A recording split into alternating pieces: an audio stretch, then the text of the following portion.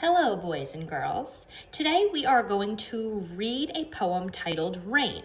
And before we read it, there was a few things I wanted to tell you about. The first thing that I noticed right away was that the author made the format of this poem in the shape of a raindrop. So that's something interesting that you can do when you write your own poems.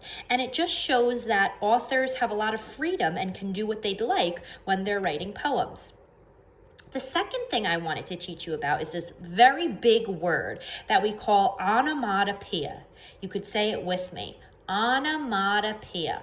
And what onomatopoeia is it is a way to create a word that describes a sound.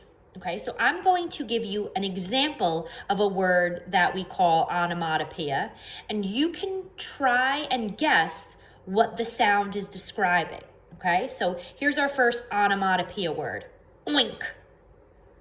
If you guessed pig, you are right. Boom. Well, a lot of things can make that boom noise, like thunder or like a tree falling. And the last one I wanted to give you was in this poem, drip, drip. Okay, so we're going to get reading, and I want you to look for those words that are onomatopoeia words, and I think that you will be able to recognize them right away. So let's get started. Drip, drip, drop, drop, plip, plip, plop, plop on my head. Drip, drop, plip, plop, drip, drop, plip, plop. Big raindrops, small raindrops, sprinkle here, there, everywhere, wetting the ground, feeding plants, bringing plants in spring to life. Drip, drop, plip, plop.